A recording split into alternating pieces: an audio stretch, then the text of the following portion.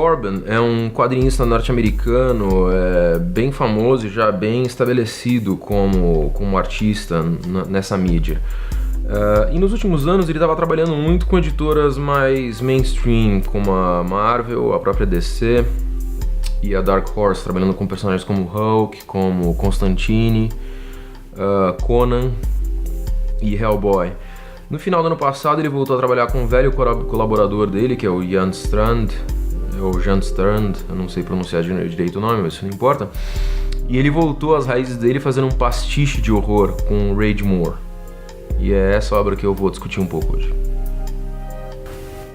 O Richard Corben é um quadrinista veterano da cena norte-americana. Ele nasceu em Kansas City, que não é nenhum dos polos, né, de produção artística e cultural dos Estados Unidos, não é nenhuma das costas, nem na Califórnia, nem em Nova York. Mas ele conseguiu se estabelecer como um produtor de quadrinhos de alta qualidade há bastante tempo já. Ele começou a carreira dele no underground, fazendo obras mais próprias, né, durante o final dos anos 60. E logo ele foi contratado pela revista Eerie Creepy, da editora Warren. Nesse período, ele fez obras bastante boas, né? Ele fez muitas obras de terror fechadas, contos de terror que se fechavam em si mesmas e que eram histórias específicas na linha da imaginação, de Alfred Hitchcock apresenta, do teatro de Ray Bradbury. Ou seja, ele fazia histórias contidas ali. Essas histórias que ele fez para Creepy e a Eerie, da Warren Publishing, saíram no Brasil através da revista Cripta, da RGE, a Rio Gráfica Editora, no Brasil, né, durante os anos 70 e 80. A Cripta era famosa pelo slogan todo dia sexta-feira, toda hora é meia-noite. E era uma revista... simplesmente republicava essas histórias da Warren, mas eram histórias muito, muito boas, né, feitas por autores excelentes. E o Corben teve um papel proeminente nessas publicações, né, e muita coisa dele saiu no Brasil nessa época, como Hit Corben. As revistas foram canceladas já faz bastante tempo, né? Inclusive a versão brasileira, a Cripta, e elas foram coletadas recentemente pela editora Dark Horse em edições de capa dura, de luxo, assim, bastante interessantes. Nos Estados Unidos elas saíram entre os anos 60 e 80, esse é o auge mesmo. De qualquer forma, o Corben, depois disso, né, ele saiu na revista Heavy Metal. Isso aqui é uma edição especial da Heavy Metal, só com histórias do Corben para Eerie e para Creepy, né? Mas ele fez bastante coisa também para a própria Heavy Metal. Durante os anos 70 ele foi publicado pela Metal Glam, que é a versão original da Heavy Metal, e já no primeiro número da Heavy Metal norte-americana, que é esse aqui, a gente tem uma história de um personagem famoso dele, que é o Dan. Então ele tá na história dos quadrinhos adultos há bastante tempo, né, sendo publicado. Em 1968, o Corben fez uma animação de maneira bastante improvisada, tentando já ilustrar parte da história da saga do Dan. Essa animação se chama então Neverwhere, que é o nome de uma das histórias do Dan. O resultado não é dos mais profissionais, mas fica já como uma curiosidade interessante de um trabalho bastante antigo dele.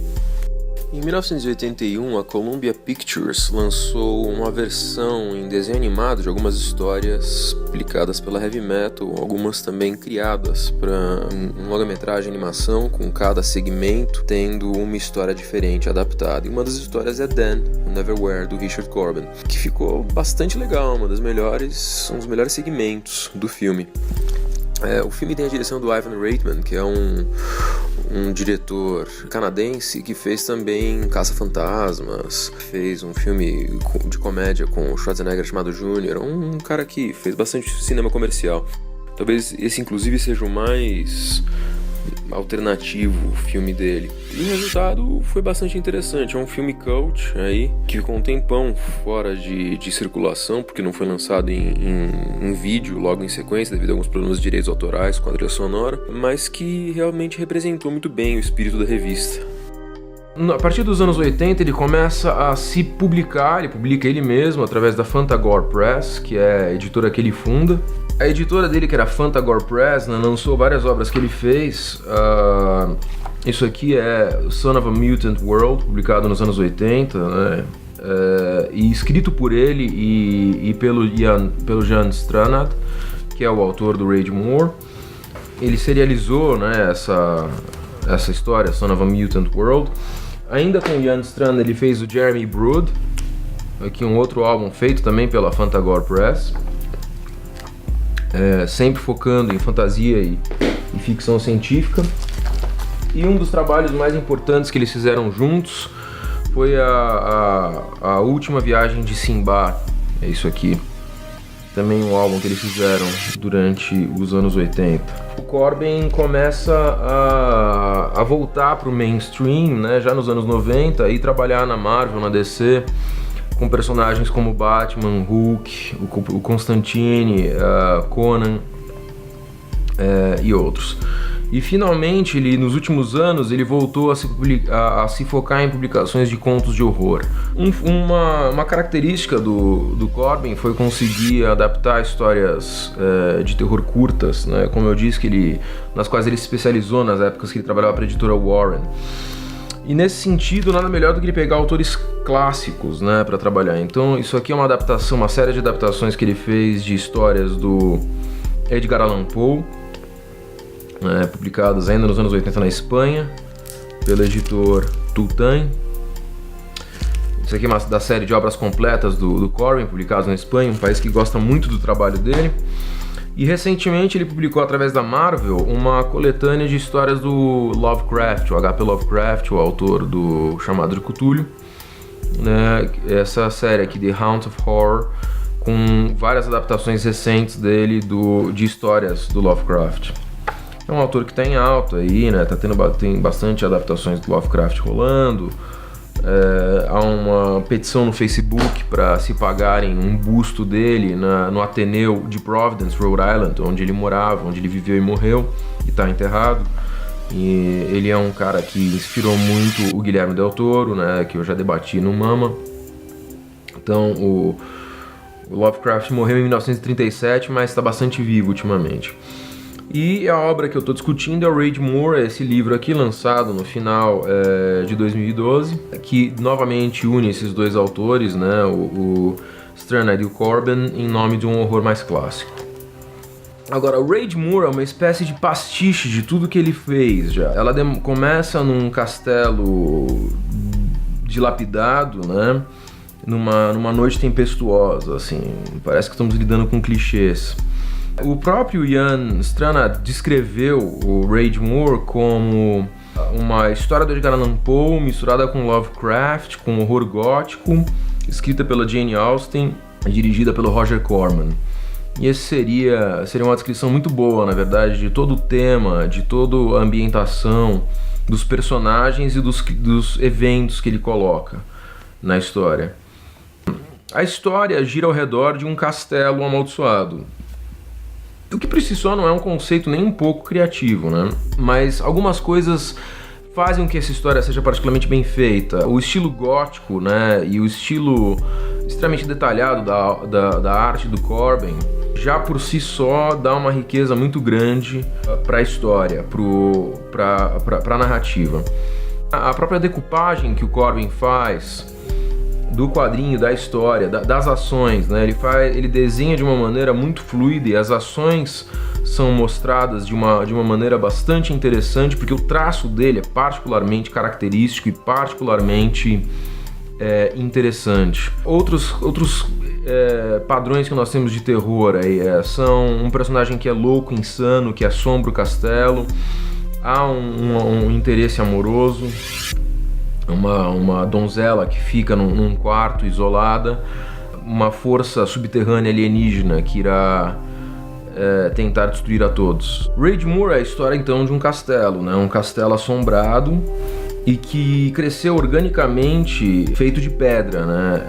Através de milênios ele foi formado por milhares de anos de sacrifícios humanos feitos em cima dele, que fizeram que as pedras se tornassem vivas e formassem uma estrutura, onde mora o protagonista com seu fiel mordomo, né? E é uma família que mora lá dentro. Um pai, um filho e um mordomo. O castelo controla as pessoas, permite eles saírem ou não e faz com que a loucura consuma uns ou outros. A ideia então é de isolamento através da loucura, né? Isso é bastante explorado, assim, a ideia de que se você ficar isolado num lugar, a sua mente, os fantasmas da sua mente vão consumir você enquanto ser humano. Então há uma mistura de horror psicológico, de você não saber o que é verdade, o que é loucura, o que é insanidade e o que é realmente um horror que está acontecendo ali na frente dos personagens, né? Então há uma mistura, como o próprio Strnad falou, uma mistura de Lovecraft, de Edgar Allan Poe e de uma produção meio camp dos anos 50 de horror B, que seria o lado Roger Corman da produção, da história. A arte do Corben é particularmente efetiva aqui, porque os sorrisos que ele desenha são muito macabros e ele consegue passar um senso de loucura mesmo, de insanidade. Inclusive tem uma cena no qual o mordomo, para entender melhor o castelo, toma uma droga que o faz ter visões, né? Ele faz uma poção com uma flor que ele encontra nas entranhas do castelo. E essa poção faz com que ele descubra o que o castelo realmente é. Na primeira metade da história, os personagens querem destruir o castelo. Eles acham que o castelo é uma encarnação do mal, uma encarnação satânica. O que nós descobrimos é que, na verdade, o castelo é uma criatura alienígena feita de rocha, de pedra, que tem em seu centro criaturas Lovecraftianas do caos. E esses dois monstros vieram do espaço. O que acontece é que o castelo é um meteoro que chegou na Terra e destruiu os dinossauros. Assim que o meteoro caiu na Terra, ele levantou muita poeira, o céu se tornou escuro durante muito, muito tempo, e os monstros saíram de dentro do meteoro e mataram todos os dinossauros, né? Destruíram as criaturas tentaculares. Tanto que o próprio Corben desenha os tentáculos como entidades soltas, não estão presas a um corpo mesmo, não estão presas a um torso, são apenas tentáculos horríveis que destroem os próprios dinossauros. O que acontece é que a pedra também era um ser vivo, e a pedra estava lá para matar essas criaturas caóticas feitas de tentáculos. E assim que o sol voltou, as criaturas têm que se esconder debaixo da terra, e a rocha alienígena, então, se torna guardiã dessas criaturas também alienígenas, e funciona como único obstáculo entre esses alienígenas e o nosso próprio mundo. Então, os personagens centrais descobrem que eles têm que lutar do lado do castelo. O tema, então, é um castelo vivo, a premissa é de um castelo vivo que nasceu de sangue, de sacrifícios humanos, e coloca a sua vontade sobre as pessoas, né? A história de um castelo mal assombrado, com chuva, né, e tal, ela não é particularmente nova, não é nada que não tenha sido visto no horror gótico e no horror em geral. Na história do horror, o Drácula tem um castelo mal assombrado, o Castelo de Otranto tem castelo mal assombrado, Vathek tem ambientações mal assombradas, né? Esse horror gótico já é bem tradicional com isso, já está bem colocado. Isso é mais uma história de casa mal assombrada, isso não tem nada de muito interessante lá. É tudo bastante derivativo, mas é um pastiche que eles fazem, combinando, né, o romantismo da Jane Austen com os valores de produção, por assim dizer, do Corman, e com temáticas Lovecraftianas e Poenianas que funcionam muito bem. O Corben utiliza então essas convenções de horror, né, bastante específicas, convenções do gótico e do horror de castelo mal assombrado, de casa mal assombrada, para criar essa história que acaba funcionando muito bem, na verdade. Ela cumpre o que promete de verdade. A história de um nobre com um mordomo, né, juntos, até no Batman já tem essa dinâmica, né, entre o Alfred e o próprio Batman, mas o roteiro é bem amarrado, né, cada ação as descobertas vão de uma maneira bastante fluida, a ação é bem encadeada, e a própria descoberta do Herbert, que é o dono do castelo, de que o castelo na verdade é uma força que ele deve proteger, é bastante interessante. Aí o interesse dele enquanto personagem se divide em dois, entre seguir o destino dele ou seguir, na verdade, a paixão que ele tem por uma mulher que está aprisionada numa das salas do castelo, né? o interesse dele fica dividido, e assim a gente tem um personagem que tem esse conflito interno também. O Corben consegue fazer uma arte muito interessante em termos de dar vida para o castelo, dar vida para as sombras. Ele trabalha com bastante detalhes e achuras. As sombras são duras, elas são bastante chapadas, né? E isso cria uma atmosfera corbeniana muito boa, né? De contrastes. Nesse sentido, parece um quadrinho bastante nostálgico, né? Um quadrinho que você tirou ali dos anos 70 mesmo, e ele podia parecer até datado, né? Então a ideia de você ter deuses do espaço com um castelo mal assombrado, um mordomo, um romance proibido, uma maldição, né? E contextos Lovecraftianos ao redor disso criam um todo satisfatórios em termos da premissa de uma história de terror. O Corben aproveita para fazer alguns momentos de gore. Também existem alguns momentos surreais até, porque os personagens eles têm servos, e os servos são baratas gigantes que tem que obedecer eles, trabalham na cozinha inclusive, e eles também têm babuínos meio canibais que estão lá para defender também o castelo. Isso cria uma atmosfera surreal que é bastante bacana, bastante interessante e muito atmosférica. A ideia, na verdade, e isso sim, também é um clichê, é que tudo vai terminar em loucura, né? Tudo vai terminar em insanidade. E isso realmente acontece, né? A gente chega ao fim da história e realmente é a loucura, é o horror, é a incapacidade do personagem de aceitar o quão blasfemo e o quão insano é aquele destino que domina a tônica da história. Isso é uma perspectiva eminentemente Lovecraftiana, de que o terror vai dominar tudo e não há escapatória. O absurdo do que é demonstrado, né, o horror cósmico, o horror que vem de uma percepção existencialista da existência terrena, de que nossa existência é insignificante, e os horrores que estão acima de nós, o nosso papel no cosmos é muito pequeno, nós não passamos de um grão de poeira no meio do cosmos.